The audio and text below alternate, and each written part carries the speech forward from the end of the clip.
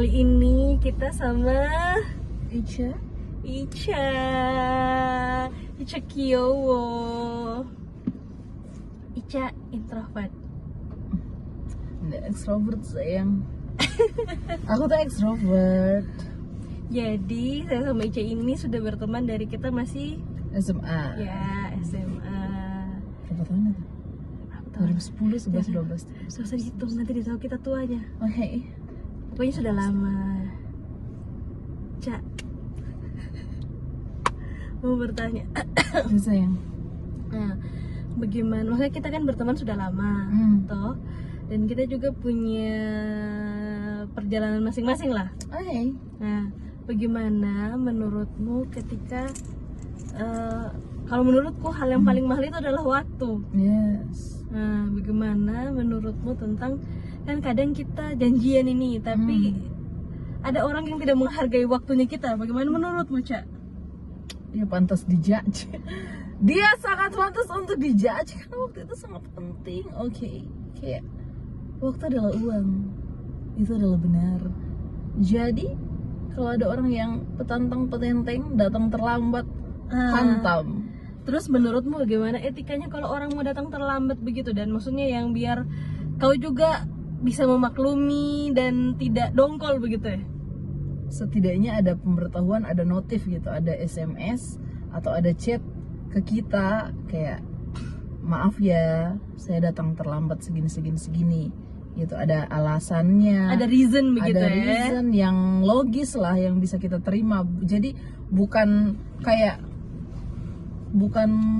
tentang kepentingan pribadi yang kayak misalnya kayak aduh saya make upnya lama jadi saya datang lambat ya. Kayak kalaupun kau menghargai waktu dan make upmu lama, pasti kau akan make up sebelum beberapa jam atau 1 jam lah minimal sebelum waktu yang kau janjikan dengan temanmu begitu. Dan jadi hargailah waktu.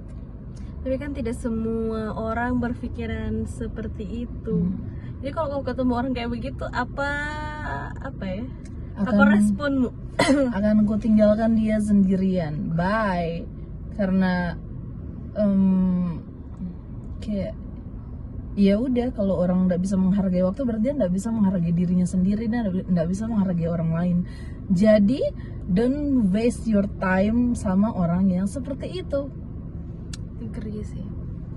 Nah, terus masalah waktu kan berhubungan sama priority atau prioritas. Terus kan kadang, maksudnya sering terjadi di mana-mana juga. Kita kadang sudah janjian, kayak sudah arrange waktu mau ketemu, tapi si A tidak bisa, si B tidak bisa, dan akhirnya kayaknya sudah di arrange tapi tidak jadi begitu. What do you think? Kayak kita sekarang ada masa dewasa di mana kita punya prioritas masing-masing. Jadi sebenarnya kalau misalnya ngumpul sama teman itu kok jadikan prioritasmu, tapi ada prioritasmu yang lain juga, misalnya contohnya jaga anak lah. Iya, yang paling umum lah ya di usianya kita sekarang. Pasti kok akan kayak tidak apa-apa, anakku saya bawa pas saya jalan-jalan sama temanku begitu ya, asal kau bersedia dengan kerepotan yang akan kau rasakan nanti. Tapi karena itu prioritasmu, jadi kau tidak akan merasa berat karena itu prioritasmu begitu. Dan jadi berat atau tidaknya seseorang melakukan sesuatu ya tergantung prioritas. Kalau dia sudah prioritaskan itu, seberat apapun pasti dia akan melakukan, dan karena dia ikhlas melakukan itu, dia tidak akan rasa berat. Kayak you got it. Karena sudah di preparation, maksudnya sudah, oh ya konsekuensinya kalau misalnya ketemu teman bawa anak, berarti saya harus bawa popok, bawa ini. Kok sudah ada pertimbangan begitu. Saya tetap mau ketemu tapi begini, atau saya tetap mau ketemu tapi saya cuma bisanya sejam 2 jam begitu ya. Asal esensinya ya ketemu. Ya, gitu. ya. Mau cuma 10 menit, 15 menit, asal say hi, bla bla dan lain-lain. Kalau memang kok ada prioritas lain yang kau tinggalkan, ya berarti kau nggak lama di temanmu ini begitu ya. Jadi kayak sore saya cuma bisa sampai jam segini gitu. Iya, kembali ke menghargai waktu tadi toh. Begitu. Terus Oh iya, iya, iya. Berhargai waktu kan hubungannya sama time management. Yes. Menurutmu nih, cukup tidak waktumu 1 hari buat kau? Kalau saya sih kadang-kadang saya merasa kayak kurang. Kalau menurutku, kalau kau? Kalau saya, karena saya orang yang multitasking, I see. jadi sebisa mungkin kayak misalnya kan kita kerja ini, misalnya habis kerja kita ada kayak mau ketemu teman atau kalau ada yang misalnya kuliah malam, pasti dia rasa aduh cukup nggak ya waktuku 1 hari ini, cukup nggak waktuku nanti istirahat. Kalau saya selesai kuliah nanti sudah jam 9, sudah jam 10, kayak nanti terlambat waktuku tidur ini. Belum lagi kalau tidurnya itu kita ada screen time, jadi masih tertunda tidur 2 jam, jadi nanti nggak cukup lagi tidur. Menurutku itu kayak sebenarnya kembali ke prioritas lagi. Kalau kau kayak prioritaskan misalnya kayak gimana? Misalnya kau kerja di waktu kerjamu itu misalnya dari jam 8 sampai jam 5. Oh ya. Kalau misalnya time managementmu baik, sesusah apapun pekerjaanmu pasti kok akan ada target. Oh ya. Nah, jadi kayak tentukan targetmu kayak, oh saya kan kerja dari jam segini sampai jam segini. Jadi jam 3 itu harus selesai. Jadi jam 5 saya bisa pulang tank. Nah, setelah jam 5 pulang tank itu, kau masih bisa gunakan waktumu untuk kuliah, untuk preparation misalnya untuk kuliah kalau kau S2 malam, baru habis itu waktu sama keluargamu, atau kalau kau mau ngumpul-ngumpul dengan teman. Dan kalau kau misalnya prioritaskan kesehatan, pasti kalau kayak kuliah juga nggak mungkin sampai 4 jam 3 jam tuh, paling 2 jam lah kalau online ya, paling itu jam 9. Atau kalau mau ngumpul-ngumpul sama teman juga itu kayak misalnya teman-temanmu yang lain kumpul sampai jam 10. Kenapa itu om boleh lihat? Misalnya itu om, Mikirnya kita sama keluar. itu om sampai jam 10 tuh. Itu. Hah? Kenapa juga dia? Itu. Belum om. Kesehatanmu, misalnya teman-temanmu sudah terlalu lama kumpul, dorong kayak Isa mau sampai jam 11, Isa kamu sampai jam 10. Tapi kalau kau prioritaskan kesehatanmu, berarti kau akan pulang sebelum jam tidurmu begitu ya. Karena kau masih pikir nanti saya ada screen time lagi dan lain-lain. Jadi ya begitulah, semua tergantung prioritas masing-masing. Sote bagus posisinya gara-gara om. Tuh. Ya.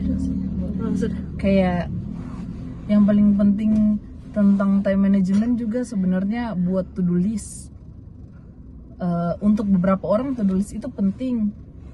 Jadi kayak dia bisa tracking apa yang sudah saya lakukan hari ini, yang tergantung prioritas mana yang paling tinggi begitu. Jadi kalau seandainya dia merasa waktunya dalam 1 hari sudah tidak cukup dan ada prioritas lain tapi yang tidak terlalu tinggi dan mungkin bisa dikerjakan besok, ya besok begitu ya. Jadi sesuaikan saya dengan dirimu. Tapi yang harus kau kerjakan hari itu yang prioritas paling tinggi di dalam listmu. Gitu. Ya, agak berat ya. Pakai disuruh-suruh sama tukang parkir. Dia kok dia lihat kita dari sini seriusnya kayak berapa ini yang mau lihat. Tapi saya masih dengan menjelaskan dengan Kyo. Mana tak goyang-goyang lagi. Itu mau dikat. Ya. Oke lah, karena kau menunjuk ye. Kenapa? Astaga, sorry. Bincang. Nah, Apakah lagi ingin kau tanyakan pada aku? ya. Kadang kan kita melihat temannya kita kan, maksudnya sudah punya prioritas, kita yang kadang maksudnya kayak kondisinya kita lah, kita yang risih karena kalau dia tidak memprioritaskan orang yang menurut kita lebih penting buat dia daripada kita. Kayak kasusnya kita kemarin yang jalan-jalan itu loh. Oh yes. Ya, kita kan jadi kayak kita yang tidak nyaman begitu karena kita tidak enak sama company yang lain begitu. Jadi terkait hal itu yang kalian butuhkan dalam hidup adalah kepekaan. Peka sama lingkungan, peka sama keadaan, karena Peka sama situasi. sebenarnya kalau menurutku mau ajak siapapun, kalau misalnya kita meet up atau ketemu orang, sebenarnya tidak ada masalah, cuman kadang jangan sampai teman bicaramu gitu yang menangkap company yang kau bawa itu jadi tidak nyaman begitu dengan Iya. suasana begitu. Kita kan jadi tidak enak. Iya. Sementara untuk menegur kau, kita juga tidak enak begitu. Yes. Mau mengusir kesannya nanti kalau kita suruh pulang kayak mengusir, padahal yang kita amati orang yang bersamamu yang sudah tidak nyaman dengan situasi. Tapi kamunya tidak Peka. sadar dia nyaman atau tidak. Jadi ya, seperti itu aku pamit undur diri. Belum dong. Oh, kamu yang pamit undur diri. Pamit undur diri dari pertemanan. Oke. Ya Allah. Ya, kayak begitu sih. Karena prioritinya sudah berbeda. Tapi sebenarnya kalau sama orang yang tidak peka, Harus dikasih tahu. harus ada teman yang berani petantang petenteng memberitahu. Jadi kayak bukan bermaksud menggurui, tapi coba jelaskan situasinya dari awal, apa yang kita rasakan, yang bersama dia rasakan, mungkin begini sampai dia mengerti secara logisnya kayak oh iya, memang saya kurang peka, memang saya ya iya kurang peka seperti itu. Jadi tidak men-trigger emosinya begitu ya. Karena kadang kalau kita memberitahu seperti itu, Tapi kan dia punya harga diri bisa tergores begitu, dan karena dia menganggap dirinya betul. itu pasti sih. Karena kalau dari sepengalamanku menasehati orang lain itu juga yang kayak kau bilang, tapi tidak semua orang juga kan karakternya bisa dinasehati, Cak. Ada yang dikasih, misalnya kadang kita care, Kasih kita masukan. peduli, makanya kita kasih tahu. Tapi kan saya kan sudah pernah begitu mencoba memberitahu, tapi bukan orang lain, dan dia terus dia merasa dia digurui begitu, dia merasa dia lebih dewasa, padahal kelakuannya tidak mencerminkan itu. Jadi untuk menurutku memberitahu orang lain itu jadi harus siap kehilangan orang itu, Din. Kalau menurutku, kalau orang-orang yang maksudnya wataknya keras, jadi kita kayak mempertaruhkan kita punya pertemanan atau hubungan begitu. Kalau sama kayak begitu namanya kita teman nih. Kalau ada yang salah pasti dikasih tahu. Kalau ada yang kurang pasti kita saling saling mengisi begitu. Dan jadi kayak kalau pemikiranmu sama temanmu ini setara, pasti tidak akan ada yang namanya merasa digurui. Tapi kan beda kita itu menurutku mengkritik orang yang mau menerima dengan tidak. Kayak misalnya kalau saya sama Ica kan langsung terbuka saja, atau kayak sama Erin saya bilang ini tidak bagus atau tolak saja. Maksudnya tidak ada lagi yang pakai intro atau yang pakai pelan-pelan, langsung tidak, tolak saja, tolak begitu. Tapi berbeda dengan orang yang maksudnya tidak pernah di trial untuk mencoba diberitahu itu, tapi dia menerimanya kayak begitu ya. Jadi untuk influence, informasikan ketiga kalinya itu kayak melelahkan. Kalau menurutku melelahkan memang, tapi pokoknya kalau sebagai teman kasih tahu saya satu kali, karena yang penting kita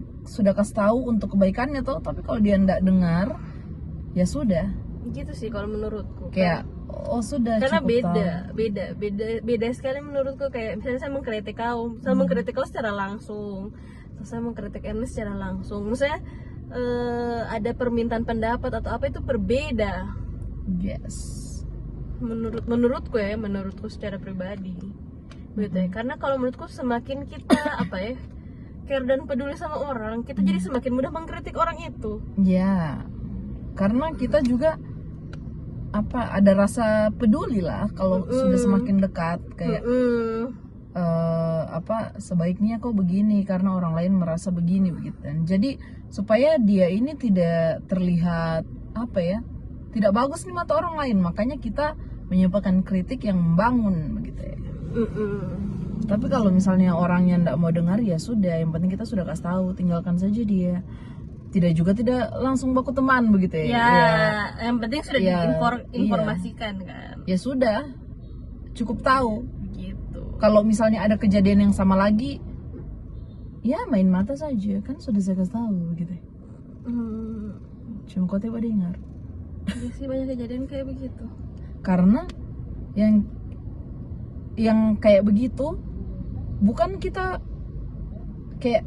hanya dirinya kita sendiri yang kita mengkritik, karena bukan hanya dirinya kita sendiri yang merasa tidak nyaman sama keluhannya, tapi ada beberapa orang dan kita hanya menyampaikan keluhannya orang-orang itu begitu. Dan karena kita sendiri yang berani menyampaikan keluhannya orang-orang, makanya kita kritik dia, bukan dari kita sendiri begitu. Dan kamu ingat tuh, kalau menurutnya Rara tuh Apa? kan umurnya kita sudah ndak muda. Iya. Bagaimana menurutmu K-pop fans yang ada di umurnya yang sudah tidak muda lagi ini? Apakah masih pantas? Menurutku kayak apa sih? Maksudnya selama kalau masih ngefans sama K-pop, nah sekarang banyak juga tante-tante, mama-mama. Itu kan maksudnya K-pop itu kan hanya apa ya, nationality-nya. Mama-mama juga banyak kok fans sinetron, bapak-bapak juga ada kok. Maksudnya tidak ada masalah. Kan cuman semakin dewasa ini kita tuh jadi semakin lebih bisa memilah dan mana realita, mana bukan, mana yang semakin halu, mana ya tidak. halunya tidak seperti anak-anak SMP, SMA yang ya kayak kita dulu lah begitu. Maksudnya halunya ya sudah begitu tahu, atau misalnya kita jauh atau apa, tidak seperti kayak dulu. Atau saya lagi kerja tiap apa ini di skip dulu baru lanjut lagi nanti begitu ya, atau drakornya lanjut lagi, atau boybandnya nanti lanjut lagi. Lebih dewasa sih, tidak ada masalah sih kalau menurutku. Nggak apa-apa, Itu guys. hak pribadi sih. Kayak kalau sebagian orang suka bola, ya kita suka K-pop. Kenapa kalau kita suka Kita cowok-cowok suka ganteng? lagunya, kita suka budayanya. Ya, kembali ke cowok-cowok ganteng ya. Kenapa cowok yang sulit didapatkan itu semakin lama justru semakin menarik, semakin susah semakin menarik? Bagaimana menurutmu? Karena kayaknya kenyataannya kayak begitu deh. Karena kita tertantang aja, geli. Karena sebagian orang sulit didekati karena dia bangun brand dirinya itu tinggi. Nah, maksudnya Kayak dia pasti, masing-masing orang pasti punya kayak checklist di dalam dirinya, hal-hal seperti apa yang akan dia terima untuk pasangannya nanti begitu. kriteria begitu ya. Ya. Terus Dan orang yang punya value tinggi pasti akan memasang checklist untuk pasangannya dengan value yang tinggi juga begitu. Makanya dicarinya lama, tidak langsung didapatkan begitu. Karena dia harus melihat. Jadi yang mudah didekati itu kadang hanya dilihat dari luarannya. Oh, oke. Mungkin fisik gitu kan, visualnya. Tapi kalau yang mempunyai value tinggi terhadap dirinya sendiri dan ekspektasi pasangan masa depannya nanti, dia pasti akan menyelami orang itu begitu. Dan orang yang akan menjadi pasangannya nanti, dia akan melihat dulu dia ini memang benar seperti apa yang saya kira nanti, apa yang saya harapkan nanti begitu. Jadi ya pasti akan lebih lama prosesnya karena dia diving gitu, bukan hanya di surface, bukan hanya di permukaan, karena dia menyelami. Iya, maksudnya bukan hanya kriteria tampak luar, tapi tampak dalam juga dia punya kriteria sendiri. Maksudnya yang hal-hal yang tidak terlihat secara visual begitu. Yes. Dan ada satu saran yang pernah temanku kasih ke saya, kalau seandainya nanti kita dekat sama cowok ini, kan kita jomblo ya. Seandainya kita dekat sama cowok, kayak ya bukan pacaran juga, tapi kayak he knows I like him. Ini percintaan orang dewasa ya, bukan lagi pertanyaan. bukan ada pacaran-pacaran dan lain-lain gitu. Sebaiknya apa ya, kita kenal dulu ke keluarganya. Jadi kita tahu keluarganya ini dia dan keluarganya apakah memang orang baik-baik, apakah kan perlu ya, at least perlu kita tahu modelan saudaranya kayak gimana. Bibit bebet bobot ya, bibit dan bebet bobotnya. Apakah orang tuanya baik, ngerti, karena mencintai dia saja tidak cukup ya. Harus mencintai keluarganya juga. Yes, siapa sih yang di dunia ini yang enggak mau punya mertua yang baik, ipar-ipar dan saudara-saudara yang baik. Jadi ya kita harus kenal dulu sama keluarganya. Dan kalau seandainya keluarganya itu kayak tidak sesuai dengan ekspektasi atau harapannya kita, ya sudah langsung lepas di situ. Jadi kayak tidak ada baper-baper dulu begitu, karena kita sudah supaya dewasa kalau gitu. terlalu terbawa, tidak terlalu sakit hati. Kalau memang cara keluarganya menerima juga beda-beda ya. Ya karena kan tidak bisa dipungkiri, sedangkan Islam saja ada aliran tertentu, ada kebiasaan tertentu di keluarga masing-masing kan beda-beda Tapi kalau menurutku yang kayak kenapa cowok semakin sulit itu semakin menarik, karena kayaknya kita tuh menilai ada sesuatu yang berbeda dibanding dia dengan cowok-cowok lain. Gimana? Kenapa yang semakin sulit itu semakin menarik? Semakin sulit, semakin susah didapatkan dia semakin menarik. Udah mengerti? Tapi kayak tidak mudeng karena dia punya sesuatu yang menarik dibandingkan cowok-cowok lain. Entah itu karena dia berkarisma, atau karena dia tidak jelalatan, atau dia apa ya, kasarnya ya, tidak gampangan, punya aura-aura penarik yang berbeda begitu ya. Semakin sulit kau mendapatkan sesuatu, semakin berharga hal tersebut. Notifikasi uang masuk. Tidak, angpau. Mantap. Ya iya, kayak misalnya nih, contoh kayak ada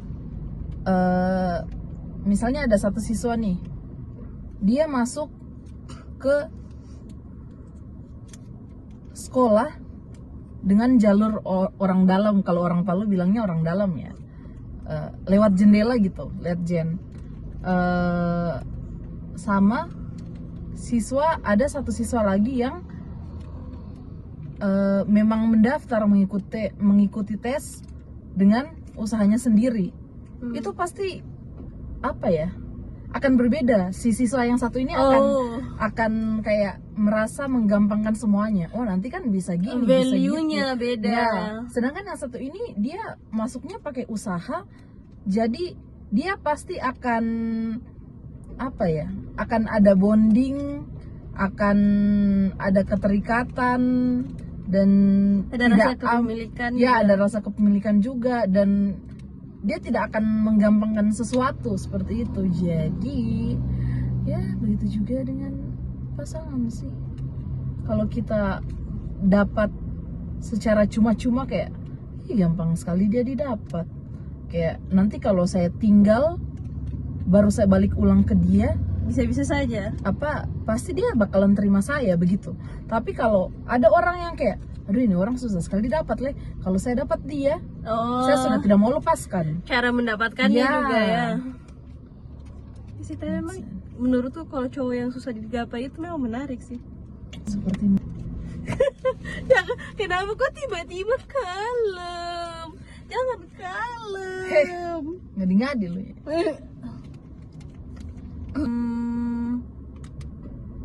Saya rasa tahun ini tuh kita tuh bakal ada yang menikah. Masya Allah, tabarakallah. Saya dengan Yesung sih. Feelingku tidak pernah berbohong. Saya dengan Yesung sih. Keakuratan feelingku itu curiga kau, Re? 99%. Sudah ada kau punya ini. Tidak. Makanya kau bilang 99% karena itu kau. Tidak ada pacarku, kau boleh cek HP ku. Tidak ada. Iya kan kita sudah tidak. Yang dekat juga tidak ada. Kita sudah tidak dalam tahap pacaran lagi. Tidak ada, Ica. Tapi saya feelingku ada yang kita menikah tahun ini. Jangan Irni. Nggak tahu. Mola, mari kita ketemu Yesung dulu ya. Show dulu. Dear ya. future husband dulu dan. Dear future husband, kau akan sangat beruntung jika mendapatkanku. Karena lihat sendiri saat kita menikah nanti. Tentu saja aku tak akan memberitahu. Pokoknya kau akan sangat beruntung. Heh. Dear future husband.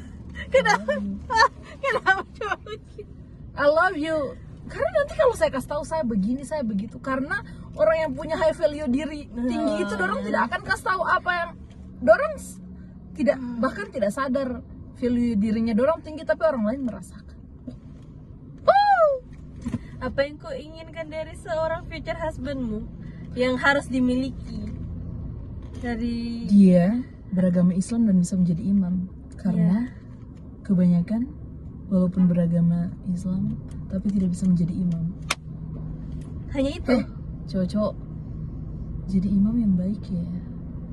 Masya Allah, supaya samawa sakinah mawaddah warahmah dunia akhirat. Yang kedua dermawan, jangan pelit. Terutama sama anak istri ya. Jika kau membahagiakan keluargamu, pasti rezeki akan datang semakin banyak. Entah itu rezeki kesehatan, rezeki materi, dan lain-lain. Oke? Baru apa lagi? Please bucinin istrimu. Kalau kau bucin sama istrimu, pasti istrimu akan sangat bahagia. Karena ya itu permintaannya dituruti. Tapi yang jadi istri juga tidak boleh petantang-petenteng sama ini sama itu, lihat juga. Petenteng. Pasti tantang kayak sayur. Oh iya. Kalau saya apa ya? Oh, yang pasti sama kayak Ica, harus Islam. Harus jadi pemimpin keluarga. Oh, sama ini satu lah. Apa? Pemikiran kita harus setara. Why? Yang setara di sini bukan setara ekonomi, bukan setara pendidikan atau apa ya pemikirannya. Karena kalau pemikiranmu setara, contoh lah, kebanyakan orang misalnya istrinya sudah S2, suaminya masih S1. Kalau pemikiranmu setara, istrinya ini akan dijadikan motivasi untuk sama-sama berkembang. Jadikan bahan improvement, bukan jadi insecure. Ya, tapi kalau seandainya tidak ada kesetaraan dalam pemikirannya si suami istri ini, nanti salah satu akan akan merasa insecure dan menjadikan itu kayak pasanganku itu sainganku begitu ya. Padahal kan tidak begitu. Iya sih, kalau saya memang menurutku tidak boleh ketemu cowok yang insecure. Karena apapun pencapaiannya kita akan menjadi bahan pemikirannya dia, bahan overthinkingnya dia. Padahal kita itu sebenarnya menghargai dia, begitu menghormati dia. Cuman karena ini dalam hal apapun ya, utamanya sebenarnya menurutku yang bikin insecure cowok itu dalam hal ekonomi. Sebenarnya tidak harus cowok itu, kayak misalnya tidak harus latar belakangnya kita itu sama, tapi asal dia jangan insecure atau kelebihan dari perempuannya itu bisa jadikan dia penyemangat untuk dia punya karir lebih bagus atau penghasilan lebih bagus. Karena rasa insecure itu, kalau seandainya pemikiranmu tidak setara, akan timbul prasangka-prasangka yang bahkan sebenarnya pasangannya tidak memikirkan itu begitu. Dan itu lebih ke prasangka buruk. Karena menurutku juga insecure itu akan terpancar. Maksudnya mungkin istrimu tidak pandang enteng kau, tapi kita tidak tahu keluarganya pandang enteng kau atau tidak. Ya, itu lagi. Dan kalau seandainya ada omongan buruk dari luar, itu pasti kau akan langsung salahkan pasanganmu begitu dan. Padahal pasanganmu sebenarnya tidak memikirkan hal yang seperti itu. Itu hanya ada dalam pikiranmu, ada dalam duniamu karena kau sendiri rasa insecure. Gitu. Jadi penting sih menurutku ketemu cowok yang tidak insecure dan pemikirannya setara. Pemikirannya ya, bukan ekonomi, bukan ekonomi. Kalau menurutku ekonomi itu ya bisa dicari, tapi ada baiknya memang kalau sudah berada di mapan ini bukan berarti penghasilannya harus 2 digit atau berapa ya, intinya dia bisa menghidupi dirinya dan orang lain. Karena menurutku pendapatan itu juga nanti akan berkembang seiring berjalannya waktu. orang yang kaya itu bukan yang gajinya 2 digit atau 3 digit. Jadi bukan ditentukan berdasarkan digitnya. Orang yang kaya itu yang mampu membiayai kehidupannya bersama keluarganya dengan tidak tidak besar pasak daripada tiang lah, tidak berhutang sana sini. Jadi memang walaupun gajinya hanya 1 digit ya tidak apa-apa, tapi semuanya pas dan tidak ada kekurangan. Mereka tidak merasa kekurangan walaupun ya gajinya hanya 1 digit ini. Jadi semua tidak berdasarkan gaji itu. Jadi itu pintar-pintarnya pasangan ini mengatur keuangannya begitu. Dan Ya kan? Kita di sini berbicara sebagai orang yang belum punya pasangan ya. Ya, Maksudnya ya. kita tidak menjudge orang yang sudah berpasangan atau yang sudah duluan berumah tangga. Ini Ya. pengalamannya kita dan pengamatannya kita Ya. berdasarkan apa yang kita lihat dari teman-temannya kita yang berpasangan. Karena banyak juga kok yang gajinya 2 digit Tapi tidak cukup. tidak cukup karena di luar sana ternyata masih banyak hal-hal yang harus dia bayar. Atau kalau Tapi ada juga yang gajinya 1 digit tapi karena tidak ada hal-hal di luar sana yang perlu dia bayarkan, yang maksudnya kayak hutang dan lain-lain, jadi ya dia cukup untuk memenuhi kebutuhannya dalam 1 bulan itu gitu. kalau menurutku hidup itu cukup, yang mahal itu gaya hidup. Ya, jadi Maksudnya boleh bergaya tapi secukupnya. secukupnya sesuai kemampuanmu gitu. Ya. Jangan kau jangan kayak memperlihatkan dirimu itu lebih tinggi daripada kemampuanmu. Karena sejujurnya dirimu tidak terlalu penting. Orang-orang hanya akan melihat dirinya sendiri juga. Kau tidak terlalu akan dilihat kayak oh dia sana ini. Jadi kayak ya sudah, cuma lewat. Orang tidak akan tertarik begitu lama. Kayak di dunia ini bukan hanya kau yang dilihat.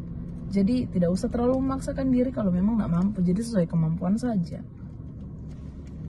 Salam. Namaste. Kalau menurutku sih begitu. Yang dengar ini jangan baper guys.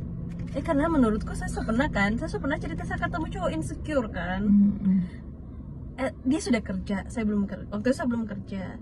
Tapi Dia insecure dengan latar belakang. ya, satu.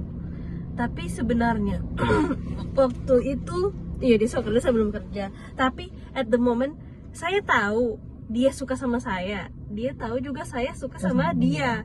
Tapi itu kayak tidak tersirat dan tidak terucap. Cuman kalau menurutku ya, ini kan saya tidak diskusi dengan orangnya. Menurutku dia insecure masalah mungkin pendapatan, masalah mungkin gajinya.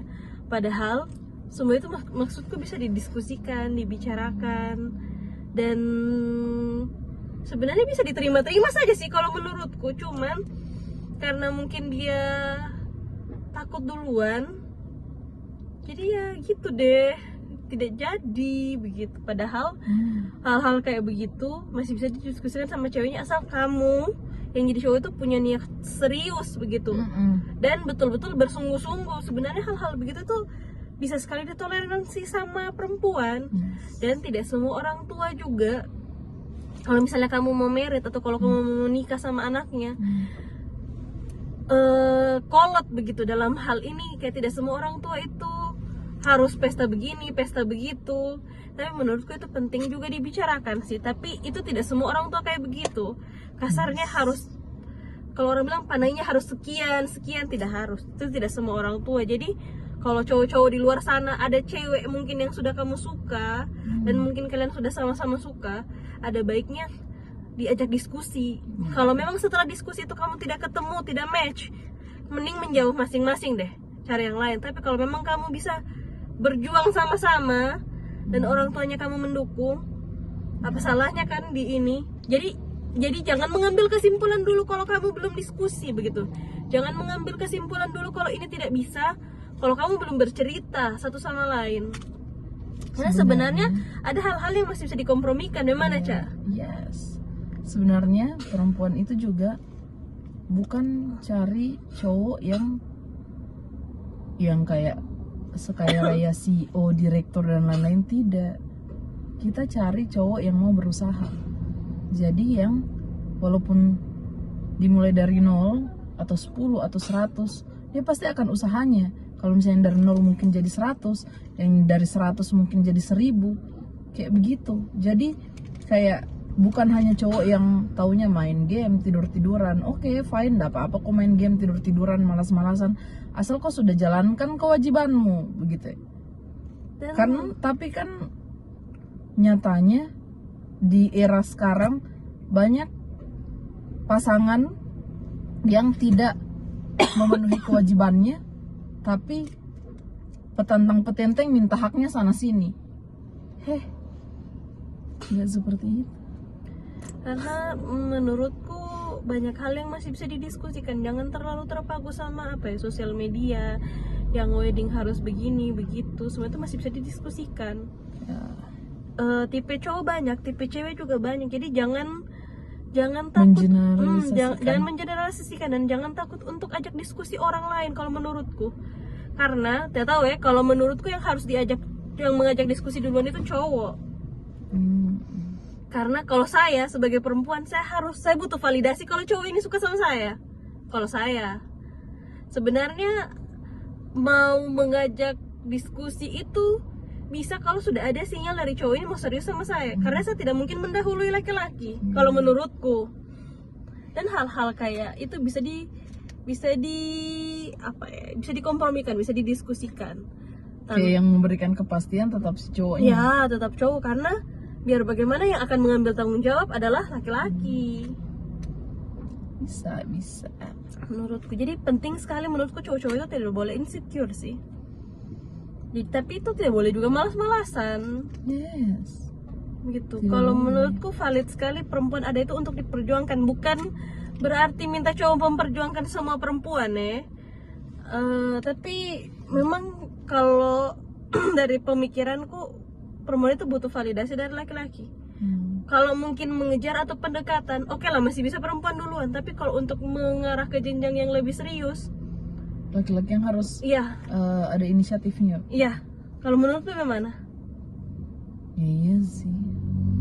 Iya, karena yang mengambil tanggung jawab nanti dia, tanpa menutup kemungkinan dia yang menghidupi kita ya. Bukan berarti dia yang harus kerja terus kita tidak kerja begitu. Sebenarnya dari situ juga bisa dilihat inisiatifmu sebagai kepala keluarga nanti memimpin bagaimana begitu. Apakah kau hanya akan bergantung anaknya orang terus? Maksudnya bukan bergantung memang ya. Maksudnya kayak ya digantung. Tidak ada kepastian atau gitu. kok akan cepat mengambil keputusan karena ini masalah hidup, masalah masa depan gitu ya. Kalau digantung terus kan enggak enak ya. Ya kalau kau memang tidak serius, mending kau menghilang saja.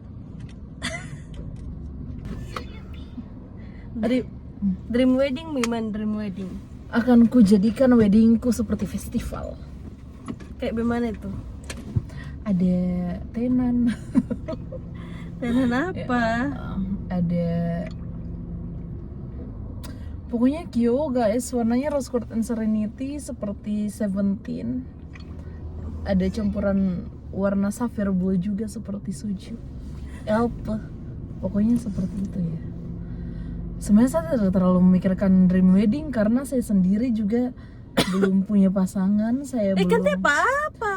Ya gue rencana sih, cuma aku orangnya yang seperti biarkanlah semua mengalir. Siapa tahu saya suka biru, dia suka merah. Jadi nanti jadinya biru merah.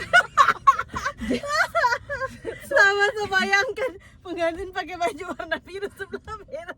Kayak ya seperti itu. Jadi kita harus menyatukan pikiran dulu. Maksudnya jadi gabungannya antara biru merah ini siapa tahu jadinya hijau begitu kan. Tapi kan biasanya dream wedding itu dari perempuan, beda dari laki-laki. Kalau laki-laki biasanya terserah kau. Biasa begitu. Warna putih saja guys. Putih krem Kyo begitu. Atau kau pakai baju adat? Tidak, terima kasih. Kebetulan adat Gorontalo berapa saya kali orang kan? Gorontalo yang literally di kepalanya ini ada suntiang semacam mahkota kayak begitu ya? Yang kayak berat. Jadi tidak, terima kasih. Aku hanya akan memakai satu gaun. Akad baru habis itu langsung resepsi. Jadi hanya satu hari itu. Jadi kita setelahnya bisa bobo. Istirahat. Sudah. Karena beberapa orang temanku waktu menikah pingsan karena kepalanya terlalu berat. Oh iya, ada. Yes, ada. Siapa? Oh, banyak, ada teman kantorku ya. Oh, Pingsan? yes. Literally pingsan. Like kayak Saya kira itu cuma tidak guys. kiasan.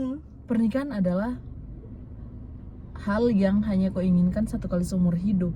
Dan di hari pernikahanmu itu kau sakit, kau pingsan, kau tidak enak badan, karena kepalamu berat, karena kau kurang tidur, karena kau ini, karena kau itu. Jadi tidak usah terlalu banyak ini itu. Tidak usah, enggak, terserah, sebenarnya ini terserah orang. Saya tidak usah yang berhari-hari, karena saya sendiri pusing. Aduh, Pingsan, betul-betulan pingsan. pingsan Ra. Jadi saya, aduh, karena saya lihat sendiri mamaku pakai adat Gorontalo itu ganti 3 baju. Kayak bajunya sama semua cuma beda warna, ungu, merah, biru. Kayak what? Iya sih. Apa esensi dari ganti baju yang sama hanya beda warna? Biar berbeda begitu. Ania, Abis jadi Power Rangers. kayak banyak yang bilang, "Cak, Adat, kau kan? tidak akan bisa merubah keputusan nenek-nenek." Tidak, saya menikah bukan nenek. Iya, biasanya kan yang begitu itu biasa nenek yang tidak ditahu dari mana nenek, maksudnya nenek yang tidak biasa dengan kita, bukan nenek kandung yang nenek lurusan begitu ya. Oh tidak, emang saya. Yang mana siapa ngana? Kalau misalnya saya mau warna lipstikku agak soft, tapi tiba-tiba ada nenek-nenek entah dari mana dan datang kasih merah sekali bibirnya. Tidak, ini bibir aku. Kau tidak ada hak. Makanya sebenarnya saya agak heran dengan orang yang mau saya disuruh itu nenek-nenek yang tidak jelas dari mana asal usulnya. Kayak itu kan dirimu, kau yang di make up, kau punya hak untuk apa? Kayak melarang. Bertahan. Iya, kau punya hak untuk bertahan begitu. Untuk defend dirimu, tapi kau tidak melakukan itu dan akhirnya kau sendiri yang mengeluh. Iya, tanya dan nenek-nenek. Atau akhirnya kau sendiri yang sedih jadi tidak bagus gitu. Kayak itu kan dirimu, yang di make up kan dirimu. Kalau kau tidak terima dirimu di make up seperti itu, ya tutup bibirmu. Jangan kau kasih make up begitu ya. Kan Oh, mungkin itu juga kayak MUA banyak bikin make upnya di studio bukan di rumah. ya Biar tidak ada intervensi yang kayak mama-mama tak jelas itu. udah paham semuanya, terserah. Itu sudah sangat bagus menurut. Kan MUA dengan itu kan urusan MUA dan kita. Iya. Atau mungkin dari kitanya juga sudah bisa briefing MUA, jangan dengar siapapun selain saya. Kan kalau mau dibilang tidak hormat ya sudah, kan memang yang menikah yang harus dihormati. Itu kan her day. Iya. Kenapa, Om? Kalau masih lama bisa rapat kanan. Oh iya.